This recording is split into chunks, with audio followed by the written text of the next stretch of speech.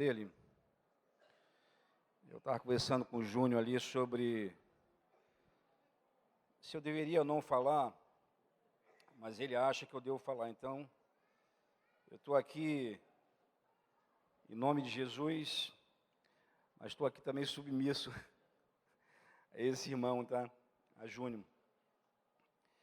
Eu tenho pensado, eu tenho meditado, meus amados, numa palavra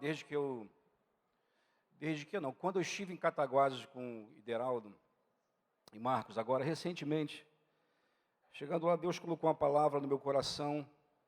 Não é uma palavra nova, eu já falei isso aqui em outro momento, outras pessoas falaram também.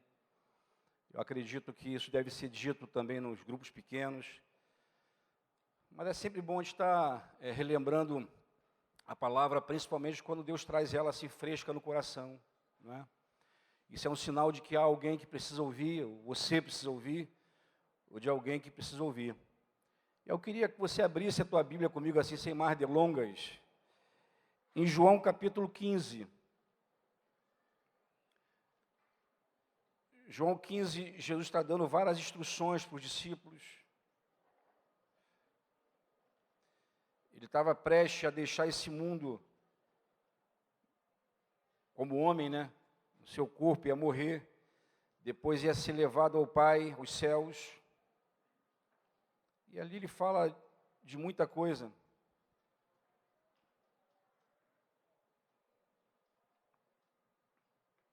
Mas o que eu quero falar contigo, eu vou começar a ler aqui o verso primeiro.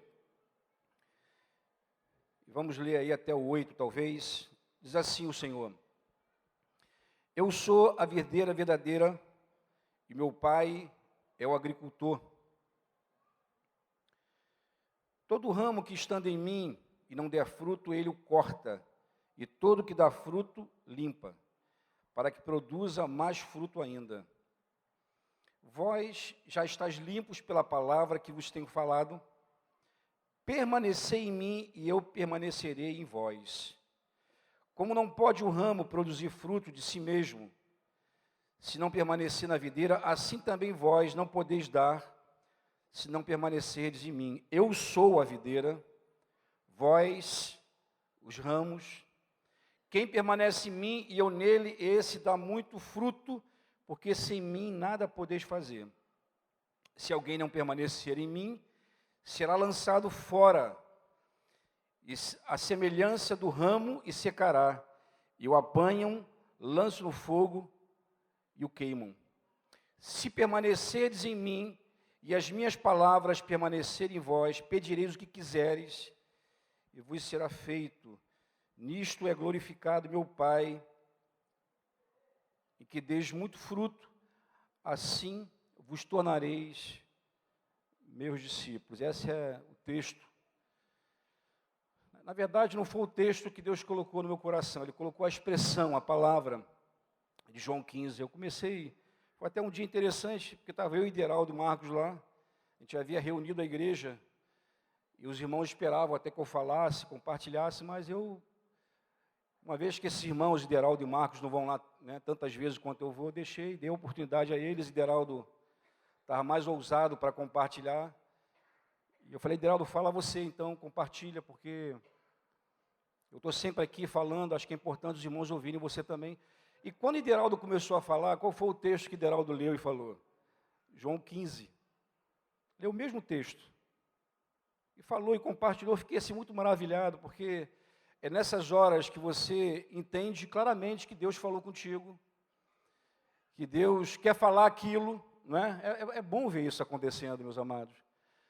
Quando Deus usa outras pessoas, e Ele colocou no teu coração alguma coisa, é como se Ele dissesse: olha, eu estou falando com você, está vendo? E é isso que eu quero compartilhar com meus filhos, com meus discípulos. Eu fiquei maravilhado com Deus. A palavra foi muito boa, porque Ideraldo compartilhou uma palavra muito boa. E eu fiquei maravilhado com Deus. E eu, de lá para cá, venho pensando sobre isso, meditando sobre essa questão do fruto, porque, como o texto diz claramente, meus irmãos, embora a gente vive um tempo complicado, onde os evangélicos acham que Deus é como se fosse um gênio da lâmpada, e que Deus, a essência da existência de Deus é para servir o homem, é isso que parece. Em tudo que se fala hoje, inclusive dos púlpitos, parece que Deus é um servo e o homem se torna aquela pessoa que tem que ser satisfeita em todas as suas áreas. E se a igreja, de alguma forma, ela não manifesta isso, as pessoas saem e vão de lugares para lugares para encontrar alguma coisa que satisfaça. É um consumismo. E é o consumista evangélico, que olha para a igreja e que olha para você e quer sugar tudo que você tem. Depois que suga tudo que você tem, ele vai buscar outra pessoa. É um parasita, é um carrapato. Infelizmente, isso tem sido uma maldição na vida da igreja, principalmente do Ocidente. E falando aqui como brasileiro, na vida no Brasil, na igreja brasileira, as pessoas são consumistas. Elas querem absorver tudo aquilo que podem absorver, porque, afinal de contas, no entendimento delas, elas existem, ou o Evangelho, ou Deus existe para satisfazê-la. E aí, o pastor, o líder do grupo pequeno, o discipulador, só é uma ferramenta disso, só é um instrumento para abençoar a vida de ninguém. Isso é um engano, meus amados, porque não foi para isso que nós fomos chamados. A gente não foi chamado para ser servido. Nós fomos chamados para servir. A gente não foi chamado para receber, a gente foi chamado para dar. Até porque nós já recebemos tudo aquilo que nós precisamos. Amém? Tudo que você precisa, você já recebeu se você um dia, verdadeiramente, você fez uma aliança com Cristo. Porque o tesouro de Deus, a coisa mais preciosa que Ele possui, tudo que você precisa, Deus colocou dentro de você. O chamado inicial é: vinde a mim, todos vós que estáis cansados e sobrecarregados, eu vos aliviarei. Mas depois, agora, é um chamado para ir. Esse é o chamado. Mas parece que a gente fica só no primeiro, né? Só ali querendo receber, enfim, aquela coisa toda. E esse texto aqui é muito claro, porque esse texto fala de fruto. E diz que se não der fruto, o pai arranca e lança fora. Porque Deus espera também de nós. Não somos nós só que esperamos de Deus. Quando você lê a Bíblia, você vê que tudo que Deus faz, Ele espera alguma coisa. Tudo que Deus criou com um propósito, com um objetivo, com um plano. A esterilidade, a falta de fruto, isso não é de Deus. A esterilidade é sinal de uma outra coisa, porque tudo que Deus criou é frutífero, produz resultados, produz alguma coisa. No dia que Jesus encontrou uma figueira, que não era nem tempo de dar fruto, não sei se você lembra desse texto. Diz que não era nem tempo de dar fruto, mas ela estava frondosa, ela atraiu a atenção do Senhor. Diz que quando ele chegou perto, olhou para ela, não viu fruto, ele amaldiçoou. Diz que ela secou desde a raiz. Ela não secou de cima para baixo, não, ela secou de baixo para cima, porque é assim que seca realmente. Porque Deus espera de nós. Deus plantou uma vida em você, não foi para você vivê-la de qualquer maneira. Não foi para você viver para você mesmo. Deus plantou algo de você tremendo, poderoso, um tesouro incalculável, mas Ele espera que você produza fruto. E esse texto é muito claro, eu não vou nem ficar muito por aí. Mas a pergunta que se faz, e eu tenho pensado sobre isso, é que fruto é esse? Qual é o fruto que Deus espera em nós? Qual é o fruto que Deus espera em você, uma vez que Ele colocou em você toda a capacidade, toda a essência, todo o poder, para que você possa dar fruto? Que fruto é esse? Eu passei muitos anos, meus irmãos, fazendo uma diferença de João 15 para Gálatas 6. Porque Gálatas 6 fala do fruto do Espírito, que é amor, paz, longanimidade, benignidade, mansidão, e vai falando lá, né, vai enumerando acerca desse fruto. E eu fazia uma diferenciação, porque com João 15, porque eu dizia que aqui não, aqui é o fruto do discípulo, lá é fruto do Espírito. Porque o fruto, em primeiro lugar, para você entender o seguinte: o que é o fruto de alguma coisa? O fruto é o produto daquela árvore, daquela planta. O fruto é o resultado final. O fruto é a essência da árvore. Você, sem ver a árvore, você sabe que árvore é quando você olha para onde? O fruto. Se alguém te apresenta uma manga, o que está por trás dessa manga? Uma goiabeira? O fruto, ele revela, ele manifesta a árvore. Mas o fruto é o produto final. Você planta uma semente, ela cresce, durante um tempo ela não dá fruto, porque não é época de dar fruto ainda, mas quando ela chega à sua maturidade, toda planta, toda árvore, ela frutifica. Por quê? Porque essa é a finalidade da planta, da árvore. O fruto é o resultado de tudo aquilo que aconteceu ali ao longo daquele tempo. Esse é o fruto. O fruto que Deus espera de nós é o resultado, é o produto final. Para que nós existimos? Por que Deus nos salvou? Por que Ele nos chamou? Por que Ele colocou o seu Espírito em nós? Esse é o fruto. E como eu estava dizendo a vocês, eu achava que esse fruto de João 15 era resultado de Galatas 6, e falava isso com vocês também. Mas eu cheguei à conclusão, amados, que não é. Na verdade, o fruto é tudo. Que quando eu falava de João 15, eu falava da multiplicação. Isso é verdade. Uma semente sadia, você pega uma semente de qualquer planta, de qualquer árvore, você lança na terra, o que acontece com a semente? Ela germina, cresce, e ela vai produzir muitas outras sementes, não é assim? Não é assim? Porque, na verdade, todo fruto de uma árvore é a semente dessa própria árvore. É a perpetuação da espécie. Você pega o caroço da manga, como eu citei, e se você plantar ela, se ela não for uma árvore híbrida, feita em laboratório, como se faz hoje, ela vai frutificar. Mas uma semente, quando você planta, ela produz um único fruto? Oi? Ela produz muitos frutos. Muitos frutos. E aí, eu sempre olhei para João 15 como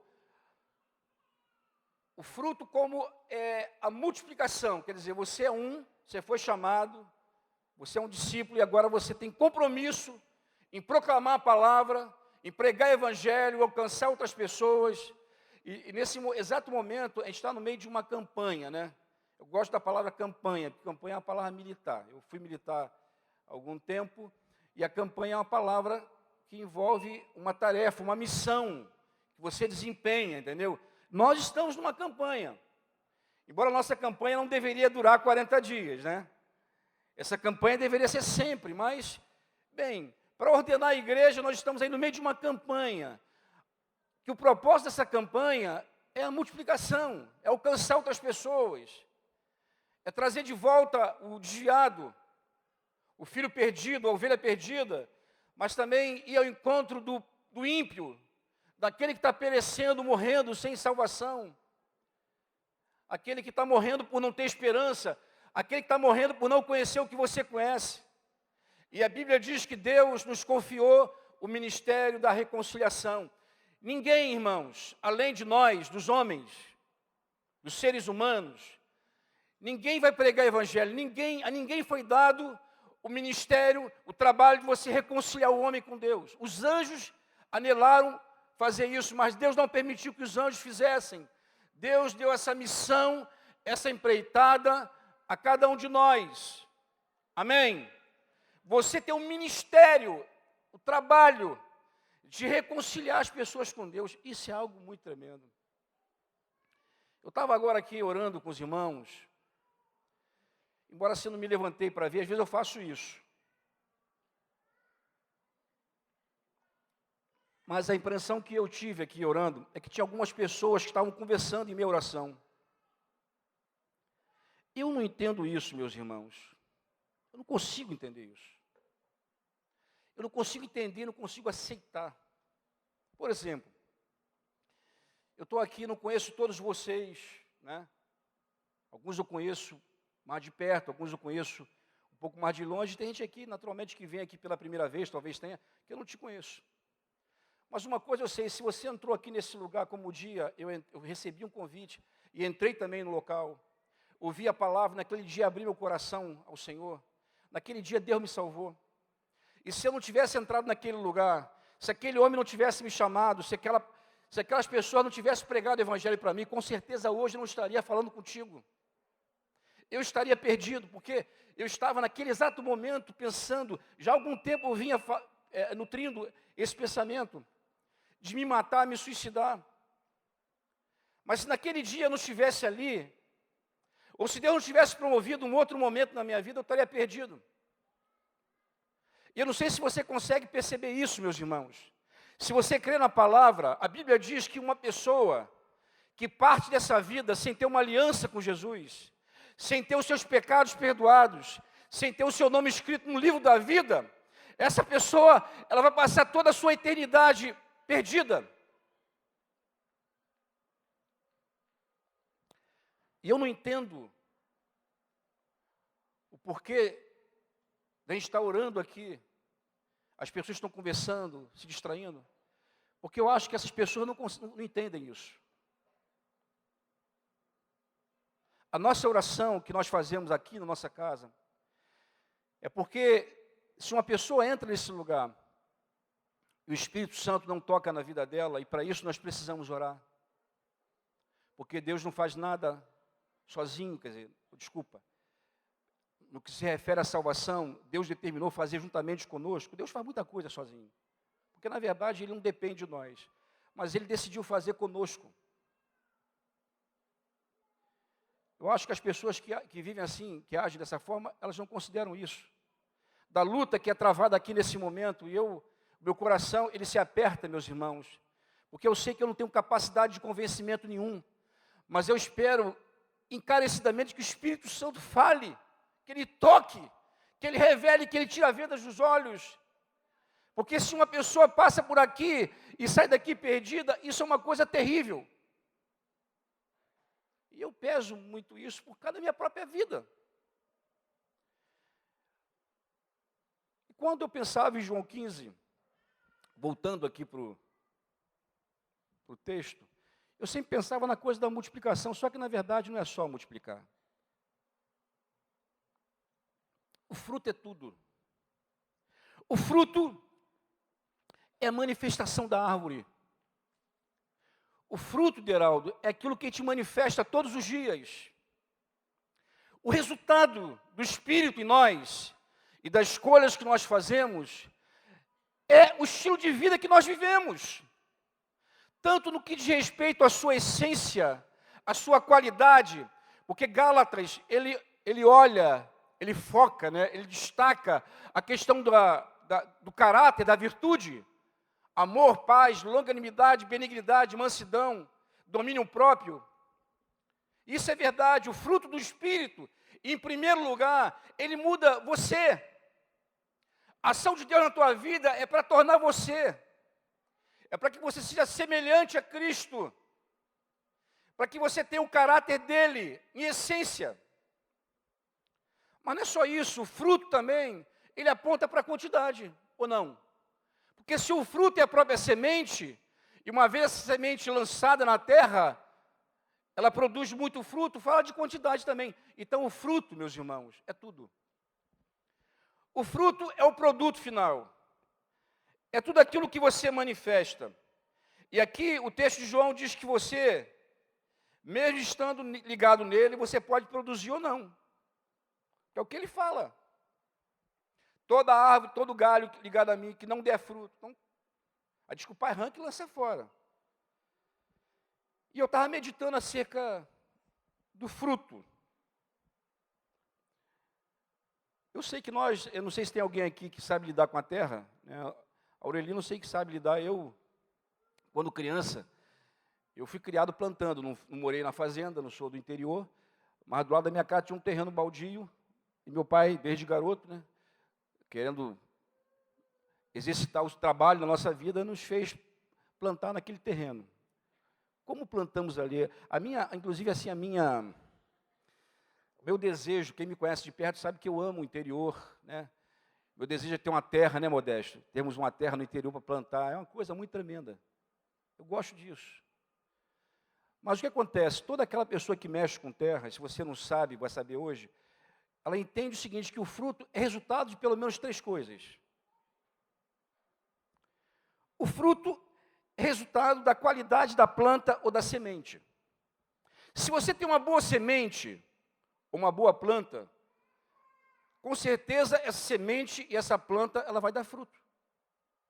Uma semente ruim, uma cepa estragada, por exemplo, ela pode comprometer o fruto. A qualidade da planta determina muito. E hoje as pessoas trabalham, inclusive, em laboratórios para tornar a semente cada vez melhor.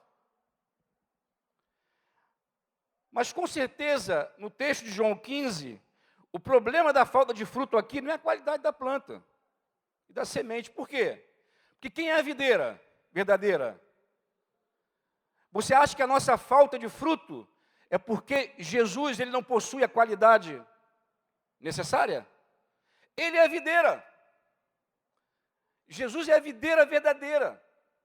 Ele é a essência, é a semente. Se alguém não produz fruto, não é por causa de Jesus, amado. Não é porque essa planta está doente.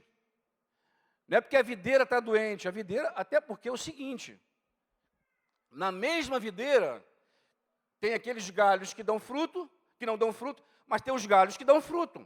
Não é assim? Ele só arranca os que não dão fruto, os que dão ele limpa. Isso é um sinal claro de que a videira, o problema não é a videira. Mas uma outra situação que pode influenciar no fruto é o próprio agricultor. Se você não conhecer bem das épocas, dos tempos, se você não dominar, eu converso com o Aurelino, aprendo muito com o Aurelino, porque ele sabe a época de plantar. Eu gosto muito de mandioca, empim, macaxeira, não sei como é que você conhece, mas tem um tempo para plantar. O tempo para plantar, segundo a Aurelino, acho que é agosto, se eu não me engano. Se você não conhece bem, se o agricultor ele não domina todas as ferramentas e técnicas do plantio, com certeza isso vai comprometer o fruto daquela árvore. Mas o problema aqui também não é o agricultor, meus amados. Por quê? Porque quem é o agricultor aqui? Ele diz assim, ó, eu sou, Jesus falando, eu sou a videira verdadeira. E quem é meu agricultor? Meu pai é o agricultor. Não há problema no agricultor, pô. Até porque Deus não faz acepção de pessoas. Tem gente que acha até isso. Tem gente que acha que Deus ungiu uns mais do que outros. Mas o que define não é isso, porque Deus não faz acepção. Deus derrama sobre todos. Deus abençoa todos. Você possui a mesma semente. Você pode admirar alguém na sua vida com Deus, nos seus frutos, mas pode ter certeza, aquela pessoa recebeu a mesma semente que você recebeu. O mesmo Espírito que está naquela pessoa está em você. E digo mais, te digo mais, a mesma semente, o mesmo Espírito que estava por trás de Cristo está em nós. Porque, segundo a Bíblia, ele se despiu da sua deidade e ele viveu como um homem cheio do Espírito Santo, conhecendo as mesmas fraquezas que você conhece, se tornou homem como eu e você, viveu pela fé e viveu cheio do Espírito Santo, porque você lê na Bíblia que Deus ungiu a Jesus Cristo. Ele diz isso, para curar, para falar, para pregar. Ele não fez nada como Deus. Filipenses diz isso. Ele fez como um homem cheio do Espírito Santo, tendo que fazer as mesmas escolhas que eu e você. Deus não faz acepção. O problema não é nem a qualidade da semente, e muito menos do agricultor. Mas onde é que pode estar o problema? Abre tua Bíblia comigo em Mateus capítulo 13. Porque um outro elemento, meus amados, que influencia, que pode influenciar no fruto, é o solo. E aí fala de nós. A parábola do semeador demonstra claramente que o solo é o coração. Se o teu coração ele não for um bom solo, por mais que a semente seja poderosa, por mais que o agricultor domine todas as técnicas da agricultura, você não vai dar fruto por causa do coração, do solo.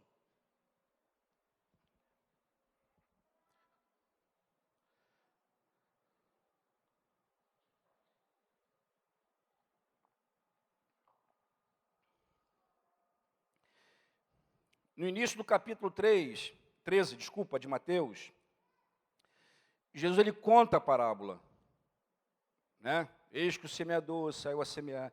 Durante um tempo aqui entre nós, não sei se vocês lembram, Franco ficava aqui da frente só arguindo, ele lembra que fazia isso? Não? Ele tinha que gravar essa parábola. Você lembra, Ana? A gente tremia.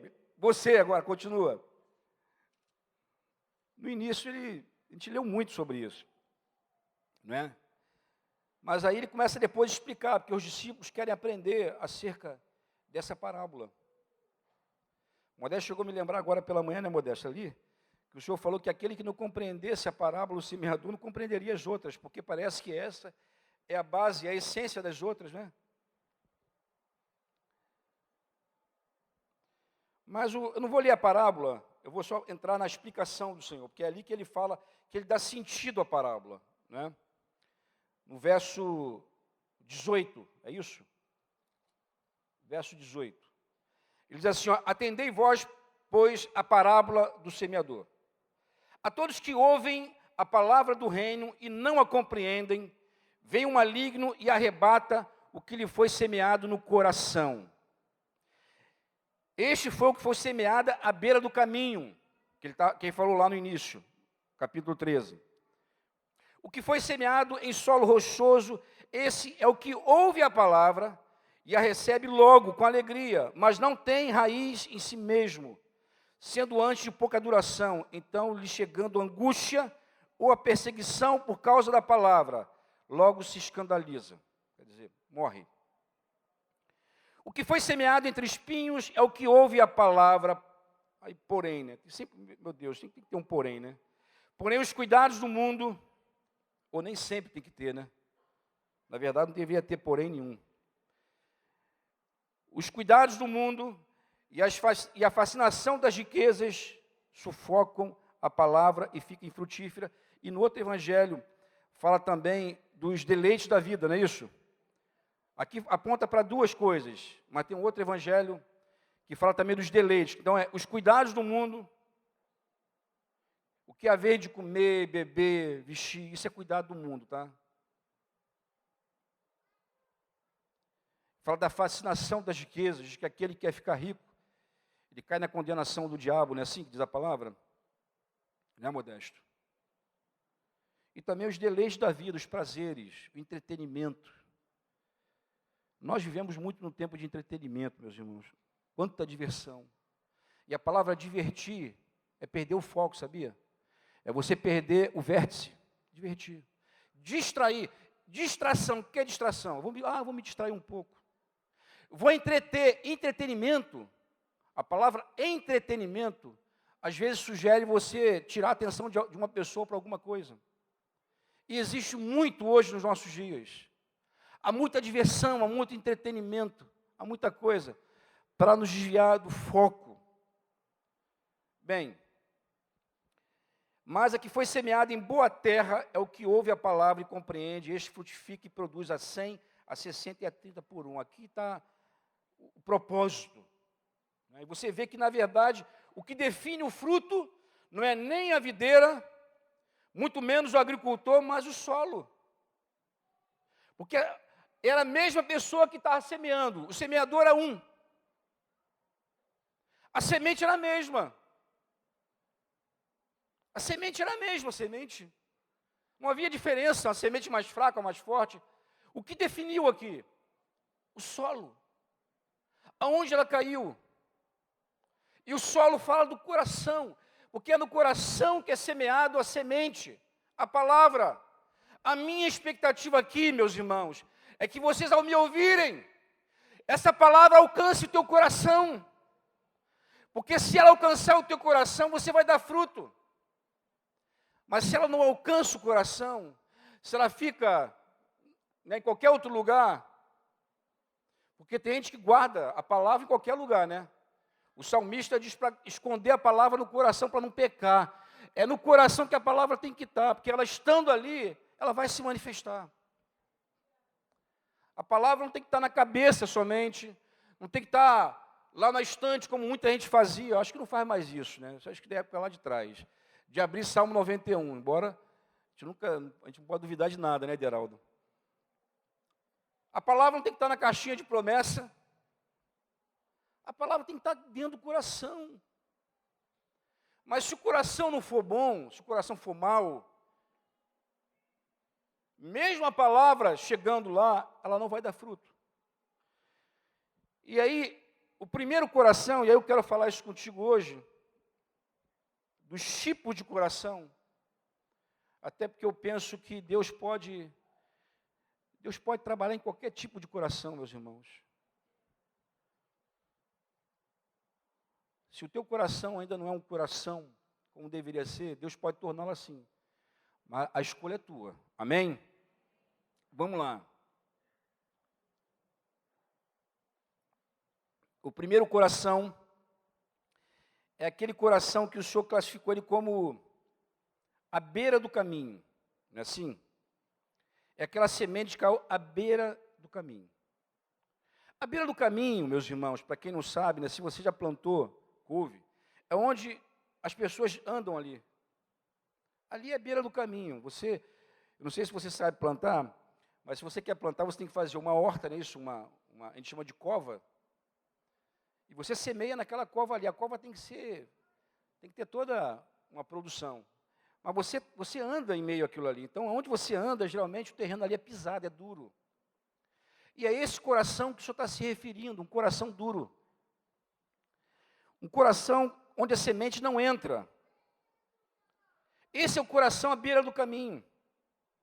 Mas ele diz que o coração duro é aquele que não compreende. Essa palavra compreender nesse texto, ela sugere resistência de um coração que resiste. E eu percebo isso. Eu já pastorei há muitos anos, está aqui meus companheiros e tem outros aí no meio de vocês também. E a gente sabe que os corações são diferentes, porque às vezes você está falando com o mesmo público. Ou você está conversando com duas pessoas que passando a mesma situação. Você percebe que um reage de um jeito, outro de outro. Eu conheço gente que quando ouve a palavra, ele recebe e vai praticar logo. Mas tem aquela pessoa que resiste, que endurece. Não tem nenhum problema de você questionar, e nós devemos questionar sempre. Eu sou um questionador. Eu não sou o tipo de pessoa que recebe tudo aquilo que ouve, não. Eu confiro, eu questiono. Mas não é um questionamento para resistir, meus amados. É um questionamento para provar, para experimentar se a semente que está chegando até você, ou está chegando até a mim, por exemplo, ela é de Deus. Mas uma vez que você compreende isso, o teu coração se abre e a semente entra. E esse tipo de coração, que é o coração que não compreende, que é o Senhor, foi assim que ele definiu, né? Que é aquele que resiste, é o coração que, em meio às situações, porque a coisa é assim, olha, você sabe disso. Se você é um discípulo de Jesus, você sabe que, primeiro, a tua esperança não pode estar nessa vida, porque Paulo fala que se a nossa esperança estivesse nesse mundo, nós seríamos o mais infeliz dos homens. A nossa pátria não é aqui. A nossa pátria é celestial. E aí não adianta querer lançar raízes aqui, porque você percebe isso. Você vê gente vivendo como se a única vida que ela tivesse, ou como se ela fosse viver, se resume a esse tempo aqui. E não é verdade, meus amados. O tempo que nós vivemos sobre essa terra, em relação à eternidade, é uma gota no oceano. E tem gente que troca. Tem gente que ao invés de estar semeando para a vida eterna, semeia para essa vida. Até porque, voltando sobre aquela questão de enriquecer, por exemplo, né, porque fala da fascinação da riqueza, O problema não é a riqueza, o problema é a fascinação das riquezas. A gente não pode confundir uma coisa com a outra. Porque o problema para Deus não é alguém enriquecer. Porque lá em Mateus, o Senhor fala de gente que quer enriquecer para si mesmo. O problema daqueles que querem enriquecer é que eles querem enriquecer para si mesmo. É o texto de Mateus, que fala que onde tiver o teu tesouro, tá, estará o teu coração. Mas se você enriquece para Deus, se você considera que tudo aquilo que você é e tudo que você possui é para Ele, é dele, por Ele e para Ele, essa riqueza não te faz mal. Essa riqueza não é espinho para você. Elas não sufocam a semente plantada em você. Mas quando você vive para si, aí é um problema. E aí o que acontece? Eu acredito que quando Deus olha para nós, para o tempo que nós estamos aqui, porque essa é a verdade, o tempo que nós estamos vivendo aqui, meus irmãos, é um tempo para você semear para a vida eterna. E Deus está nos preparando para isso. Ele está te preparando para a eternidade. Até porque a vida que você vai viver, que eu espero que você esteja lá e você viva lá, ela está intimamente ligada à vida que você vive aqui, porque as escolhas nós fazemos hoje. Os galardões, os prêmios, ou as posições que vão haver na eternidade, porque isso vai ter, você percebe claramente pelas Escrituras, que embora Deus ame a todos, que a salvação é para todos, mas que dependendo da forma como você vive, isso vai determinar diretamente como você vai viver lá. Não é o assunto aqui, mas se você conhece a Bíblia, você sabe o que eu estou dizendo, é verdade. Porque a Bíblia também conta, fala sobre ter autoridade, sobre exercer governos, e sobre determinadas quantidades, dependendo das escolhas que você faz, daquilo que você entrega, daquilo que você faz. Então a vida que você está vivendo aqui, você está semeando para a vida eterna. E tem gente que só lança semente nessa terra. Ele não pensa na eternidade, e a eternidade, amados, para qualquer um de nós, pode começar amanhã, daqui a pouco. Você acha que você tem quantos anos de vida? Quanto tempo você tem? A eternidade para você pode começar quando você sair aqui desse lugar, ou aqui.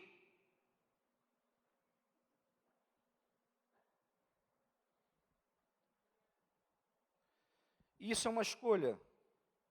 Porque lembrando das palavras de Jesus, lá em João capítulo 12, verso...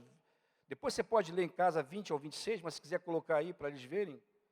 Quando Jesus é procurado pelos gregos. Os gregos queriam conhecer, vieram de longe para conhecer Jesus. Conhecer aquele mestre por excelência. Ele dá uma resposta muito clara. Que há para cada um de nós. Se o grão de trigo, ele está perto de morrer. Se o grão de trigo cair na terra e não morrer, o que acontece com ele? E se ele morre? Se o grão de trigo cai na terra e morre, ele dá muito fruto. Mas se ele não morre, ele fica só. Em essência, é a mesma coisa do que está dizendo na parábola do semeador. Porque o que faz com que o grão não frutifique quando é lançado na terra, é que a coisa é assim, meus amados, quando a semente cai no chão, ela sofre as intempéries aí da natureza, as forças da natureza, da umidade, do sol, do calor. Toda semente boa, quando cai na terra, a casca se rompe para que a vida saia. Mas existe semente, quando cai na terra, a casca que envolve a semente não morre, não se rompe, e aí toda aquela essência, todo aquele poder de frutificação fica confinado naquele espaço ali, naquela semente. Isso fala de gente que vive para dentro, gente que vive para si, gente que não quer crescer, que não quer avançar, que para avançar causa dor, para a casca romper causa dor. A vida do Evangelho causa dor, meus irmãos, é sofrimento. Aquele que quer piedosamente padece perseguição, viver dá fruto, causa dor. Porque envolve renúncia, entrega, escolhas. E você muitas vezes tem que escolher entre o entretenimento e a vontade de Deus, entre os prazeres, entre os teus sonhos e os sonhos de Deus. Isso causa dor, tem preço, custa alguma coisa. E tem gente que não quer. Não quer. E aí, a semente, aquilo que foi produzido ali, as forças que exerceram sobre aquela semente para fazer com que ela viva, para que a vida saia, é a mesma força que endurece. Você olha para a vida de algumas pessoas, você olha para uma casa que está passando a mesma situação, igual. Uns vão para Deus, outros se resignam, outros se amarguram, se ferem, se fecham. Mas geralmente age assim porque não querem sofrer. Só que o sofrimento ali, meus amados, não é ação da natureza, não é ação das coincidências, não é o acaso que está trabalhando na tua vida. As forças que operam em nós é o poder de Deus, amém? É o poder de Deus. E isso tem sentido, meus irmãos, o sofrimento, ele tem propósito. Paulo diz, em Romanos capítulo 8, que todas as coisas cooperam para o bem daqueles que amam a Deus e daqueles que são chamados segundo o seu propósito. Quantas coisas cooperam? As coisas de bem, as coisas boas, as coisas agradáveis, ou são todas as coisas? Até as desagradáveis? A vergonha, a necessidade, a dor, o sofrimento, até isso coopera o sofrimento? É claro que coopera, meus amados, porque Jesus foi aperfeiçoado pelo sofrimento, diz a palavra. E Deus promove essas coisas, para que a casca se rompa, para que haja quebrantamento, o coração tem que quebrantar. Esse é o propósito de Deus, é por isso que a gente sofre. Porque eu não creio num Deus que nos ame tanto quanto Ele nos ama. Eu não acredito, meus irmãos, um Deus que é todo poderoso, Ele ia permitir tantas coisas que acontecem conosco se não tivesse propósito. Porque aquilo que Ele quer produzir em você, o propósito de Deus, é muito maior do que você passa, é muito maior do que você vive, é tudo maior do que qualquer coisa que você possa estar sofrendo, é muito maior. Mas tem coração que não se quebranta. E aí a palavra não entra, não penetra. E a palavra, para dar fruto, ela tem que penetrar. Porque ela só vai germinar se ela penetrar. Ela só vai gerar vida se ela entrar na terra. E ela não chega nem a entrar. Ano passado, acho que no início desse ano, eu comecei a compartilhar por vários lugares do Brasil que eu estive, falando sobre o novo nascimento. Eu compartilhei aqui. Falei num retiro de carnaval dos jovens. Falei aqui numa reunião da igreja pública. Porque o Espírito Santo havia me convencido, meus irmãos, que há muita gente no meio da igreja que nunca nasceu de novo, como Nicodemos. Lembra da história de Nicodemos? João capítulo 3. Um homem religioso, temente, assim como Cornélio lá. Tem muita gente religiosa, gente boa.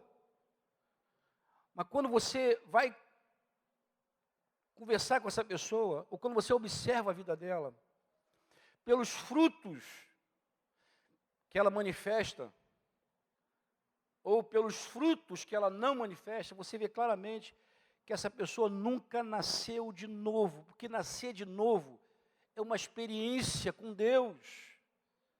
Nascer de novo não é um convencimento da mente.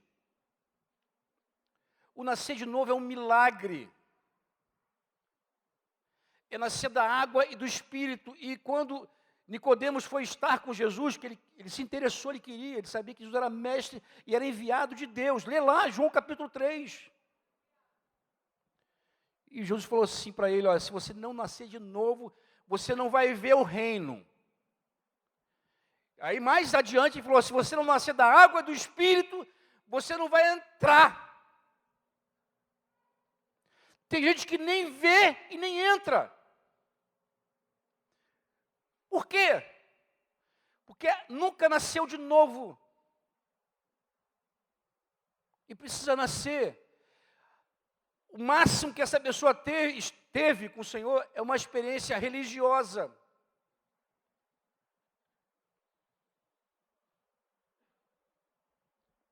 A semente não entrou. O novo nascimento é quando a semente entra. A tua vida muda de dentro para fora. É algo que só quem prova sabe. E eu sei o que é isso, meus irmãos. Porque naquele dia, bendito seja aquele dia, que eu ouvi a palavra, e ela entrou na minha vida, eu saí dali mudado. Uma outra pessoa.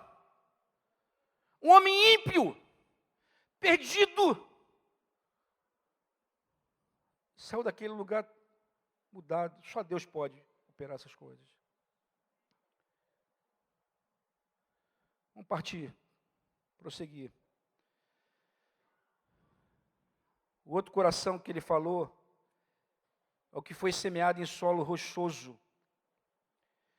E ele disse assim, ó, esse é o que ouve a palavra e recebe logo com alegria, mas não tem raiz em si mesmo, sendo antes de pouca duração, lhe chegando a angústia ou a perseguição por causa da palavra, logo se escandaliza.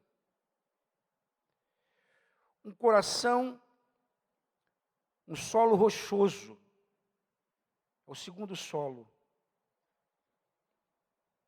Que solo é esse? Eu defini esse solo como o coração superficial, leviano. É aquela pessoa que recebe, mas recebe meia boca. Ela não abre, não escancara o coração, ela recebe em parte. Não recebe totalmente. Porque não sei se vocês lembram, meus irmãos, a advertência do profeta, lá no Antigo Testamento, diz que os olhos do Senhor, Ele passa por toda a terra, para se mostrar forte para com aquele cujo coração é totalmente dele. Deus não quer superficialidade. Ele não quer isso. E esse coração é o coração que recebe com alegria. Eu estava pensando sobre isso. Olha, nós vivemos também num tempo, preste atenção sobre isso. Eu queria um dia usar um espaço aqui como esse para falar sobre esse assunto. Porque tem gente que confunde presença de Deus com arrepio, com choro, com alegria. Essas coisas, irmãos, não é presença de Deus. Mas tem gente que confunde. Se o encontro não for alegre, não for vibrante, não tocar nas minhas emoções, Deus não se manifestou. A maioria das pessoas pensam assim. Só que isso não é verdade, e eu desafio você a me mostrar isso na palavra. A presença de Deus, ela pode causar alegria? Pode. Mas a alegria que é gerada em você, tu pode ter certeza, é a tua alma respondendo os impulsos, a manifestação do Espírito. E quem é experimentado na vida espiritual sabe que eu estou dizendo isso. Não tem nada a ver uma coisa com a outra, meus irmãos. Porque o lugar onde Deus age em nós é no teu espírito.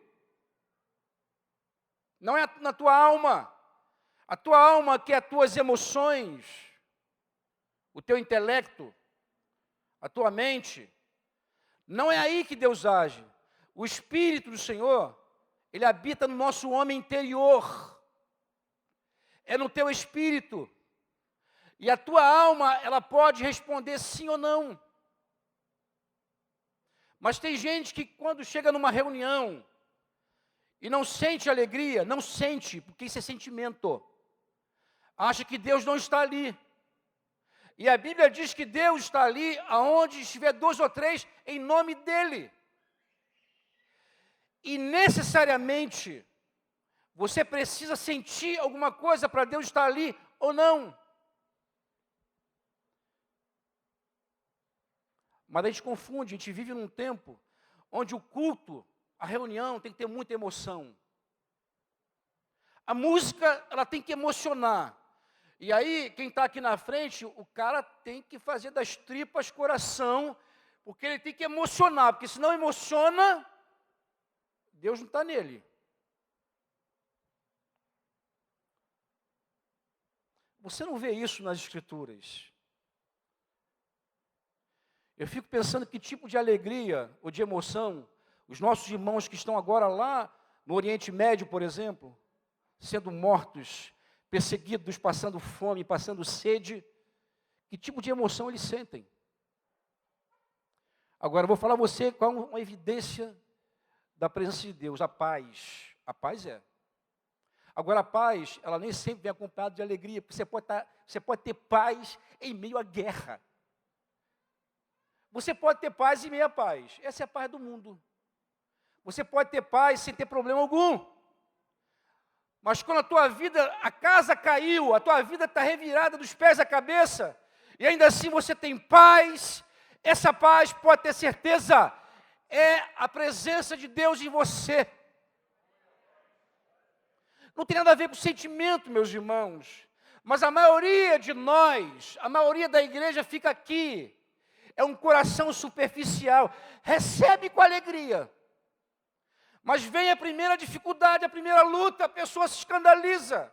Por quê? Porque ela condicionou a mente dela, o coração. Ela restringiu essa presença poderosa. Ela simplificou todas as promessas que Deus faz na palavra, que não é por merecimento, é por causa de Cristo. Essa pessoa, ela restringe tudo aquilo que Deus falou naquilo que está sentindo. E se eu estou triste, eu estou desagradando a Deus. Se eu estou alegre, não. Se eu estou alegre e está tudo dando certo, é porque Deus está feliz comigo. Você está cego. Porque a vida espiritual não se resume nisso. A nossa experiência com Deus não se resume em sentimentos, porque a Bíblia diz que o justo viverá. Por quê, meus irmãos? O justo viverá por fé. E fé é o firme fundamento das coisas que se esperam e a prova das coisas que não se veem, não se sente. Fé. Fé. Fé. Fé. É a fé de Abacuque, que fé poderosa. Ainda que não dê nada, ainda que não produza nada, ainda que não haja animais, não haja plantação, não haja colheita, eu vou me alegrar em Deus. Essa alegria, meus irmãos, não é sentimento, é escolha. Eu sei que meu Redentor vive, e por fim ele se levantará sobre a terra, disse Jó, em meio à sua tribulação, e sua angústia e as suas dores. Essa alegria é uma escolha. Eu me alegrarei em Deus. Mas o coração superficial é aquele coração que vive na emoção, que quer sentir. A raiz dele está no sentimento.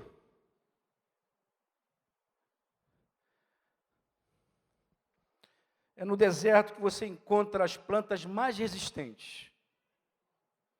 São aquelas que lançam as suas raízes mais profundas em busca da água. Toda a tribulação que vem sobre nós é para que você lance raízes profundas. Porque se você vive uma vida tranquila, sem problema, provavelmente as suas raízes são rasas. Você não precisa aprofundá-la. E o cuidado disso tudo é quando vier algo sobre a tua vida, você não suportar. Não ter raiz em si mesmo também. Fala daquelas pessoas que não só vivem na emoção, mas daquelas pessoas que vivem na fé dos outros. Porque a expressão de Jesus, durante algum tempo eu parei a pensar sobre isso, porque quando ele define o coração, a semente caiu entre pedras, esse coração, que recebe com alegria, logo frutifica, mas vindo a tribulação, desiste, escandaliza. Ele diz que o motivo é porque não tem raiz em si mesmo, raiz em si mesmo. Eu fiquei pensando, falei, Senhor, mas como é que é isso?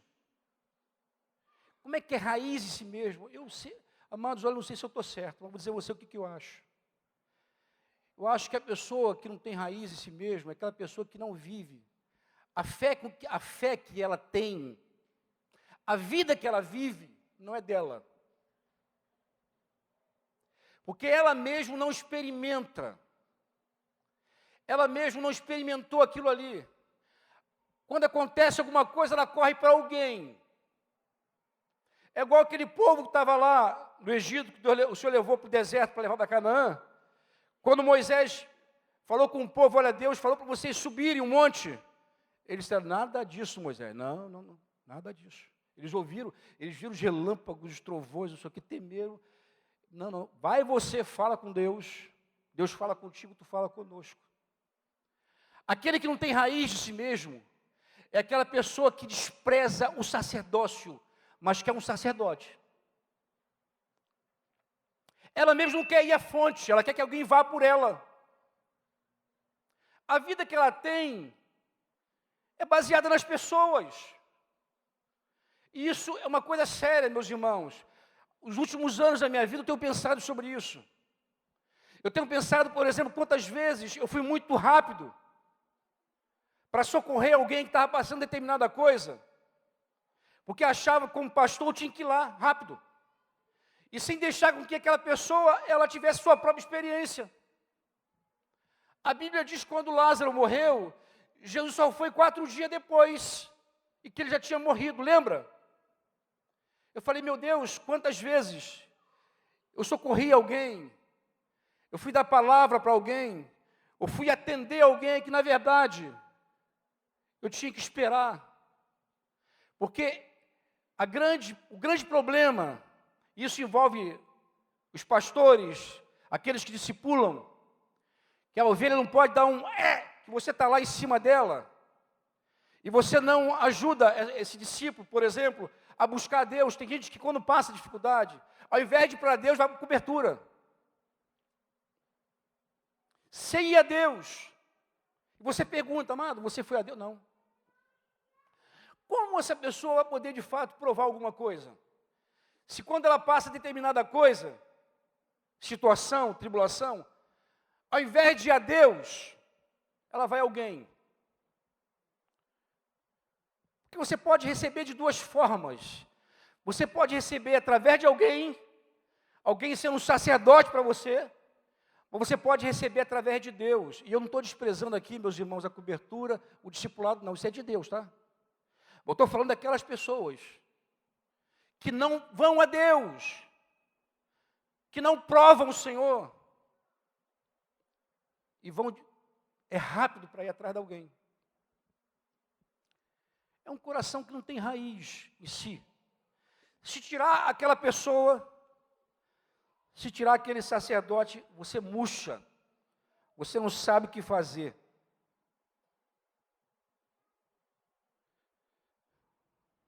Estou apertado pelo tempo, vou pular aqui. o último ou penúltimo coração.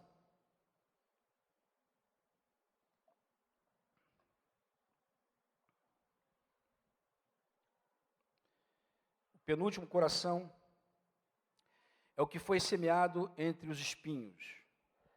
É o que ouve a palavra. Aí, porém, infelizmente tem esse porém, né? Os cuidados do mundo, a fascinação das riquezas sufocam a palavra e fica infrutífera. E eu agreguei aqui, porque está no outro evangelho, os deleites da vida também. E ela fica infrutífera.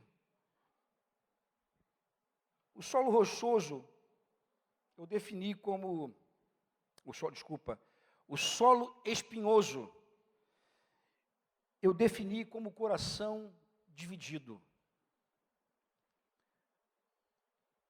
É aquela pessoa que ela está dividida entre o Senhor e ela mesma. Ela quer o Senhor, mas ela também quer a si mesma.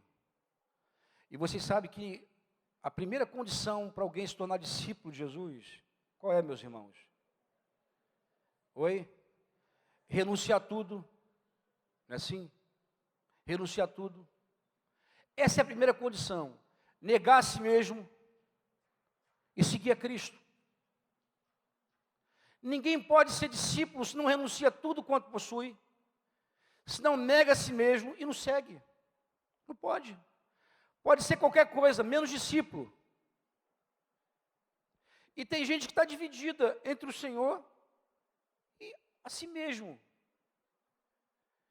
Eu lembro de uma passagem que falava do jovem rico, eu já ministrei esse assunto há muitos anos atrás. O jovem rico, está lá em Lucas 18, se eu não me engano. Lucas 18. Não, desculpa, é nisso mesmo, Lucas 18. Conta a história do jovem rico, um homem inteligente, um homem fiel, diz que era fiel desde a sua meninice, praticava tudo, aí o Senhor colocou para ele uma única condição. Você está bom, querido, você é tudo isso aí, mas vai o seguinte, você pega tudo que você tem, vende, reparte com os pobres e vem e me segue. Tinha aquele jovem rico, ele se entristeceu muito, e se entristeceu porque ele queria Jesus.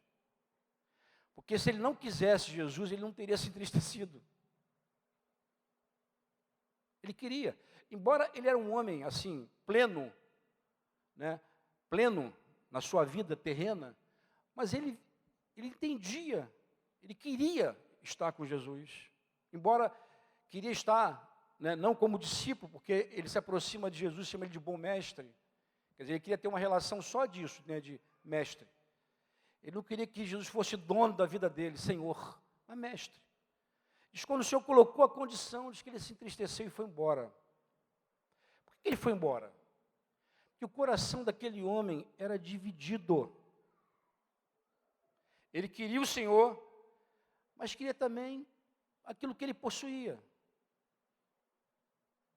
Ele queria os seus sonhos, queria os deleites, a fascinação, a riqueza, os cuidados.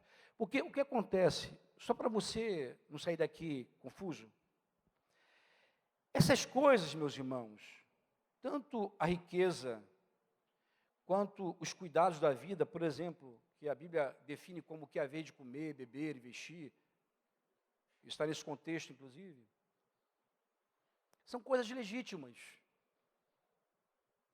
De alguma forma, vamos pensar assim, o lazer, ele é legítimo. Quem é que não gosta de lazer? Quem é que não gosta de passear? Quem é que não gosta de viajar, ir para algum lugar bacana, ir para uma praia, para Garatucaia, né? Aqui no carnaval, janeiro, fevereiro, aqui é uma febre, meus irmãos. Tu encontra mais gente em Garatucaia do que aqui. Essas coisas, entenda bem, por si mesmas, não são problemas. Porque em algum momento, você pode ter isso. O problema não é esse. O problema é quando você não está disposto a renunciar isso por causa de Jesus. O problema é que, na hora de você investir teu tempo, os teus recursos, ao invés de você investir na tua vida com Deus, você investe nessas coisas. Porque tempo, irmãos, Tempo é recurso, tempo é troca de moeda com Deus. O que você faz com a tua vida, com o teu tempo, vai definir o quanto você tem dele. Isso é verdade. Se você vive todo o teu tempo voltado para essas coisas, se todo o teu interesse, se o teu foco, se a tua vida são essas coisas, e ainda assim você entende que é Jesus, porque você também não quer ficar de fora, né? Porque não tem ninguém que quer ir para Garatucaia. Alguém aqui que quer ir em Garatucaia e ficar fora do reino? Alguém aqui? Tem alguém aqui que quer desfrutar lá da região dos lagos e deixar de entrar no reino dos céus?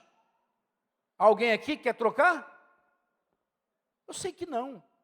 Você quer as duas coisas.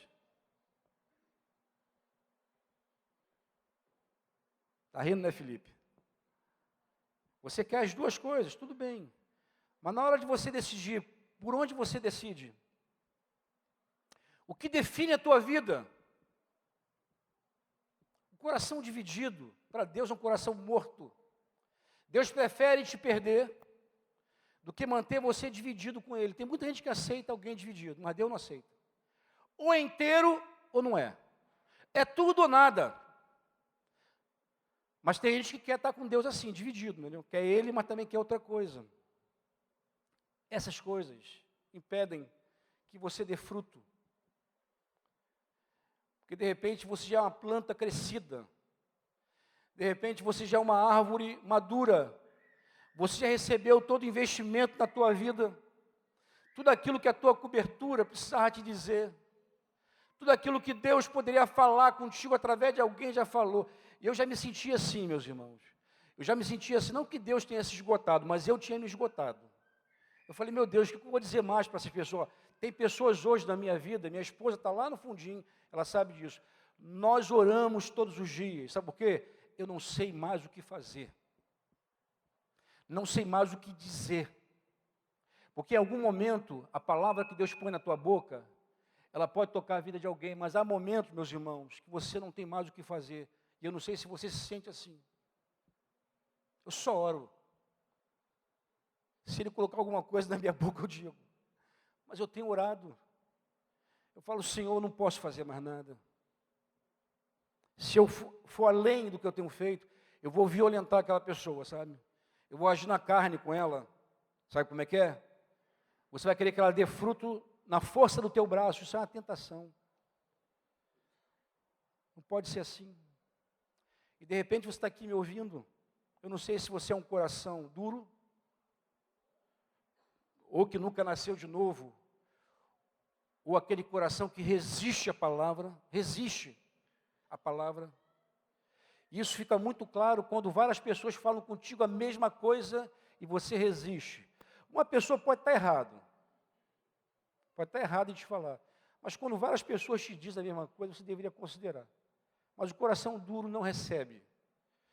De repente você é aquele coração superficial, leviano, não quer ter muito trabalho. Pode ser extremista. Esse cara fala, está fora. Esse negócio que não pode fazer isso, não pode fazer aquilo outro. Não pode ser assim. É assim não. Olha lá, está todo mundo. Lá, quando eu falo, é lá no meio da igreja, de uma forma geral. Um coração superficial. Um coração leviano. Na periferia, sabe? Ou então, de repente, você é aquele coração dividido. Você nunca foi inteiro. E esse texto eu acabei de citar, ainda há pouco. Diz que os olhos do Senhor lhe passam, e passa mesmo, amado. Olha, eu posso enganar vocês, estão me vendo aqui, alguns não conhecem minha vida, não sabem como é que eu vivo em casa, como eu trato minha esposa, meus filhos, não sabem como eu vivo na ausência deles, porque a gente está sozinho, vocês não me conhecem. É verdade.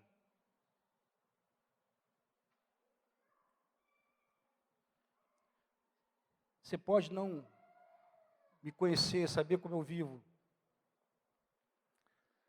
Mas uma coisa é verdade. Se o coração está dividido no inteiro, Deus sabe. Porque os olhos do Senhor lhe passam. E Ele vê tudo. Deus é aquele que vê o profundo e escondido. Deus consegue ver quando você não enxerga, você acha que é inteiro, daqui a pouquinho Deus te mostra que você não é inteiro. Os olhos do Senhor passam por toda a terra. E para se mostrar forte para com todo aquele cujo coração é totalmente dele. A Bíblia diz que nós vamos buscar o Senhor e vamos encontrá-lo quando nós buscarmos de todo o nosso coração. Deus nos quer, meus irmãos, por inteiro, Ele não nos quer em parte. Ele nos quer totalmente para Ele. Ele quer que teu coração seja assim, que você o acolha.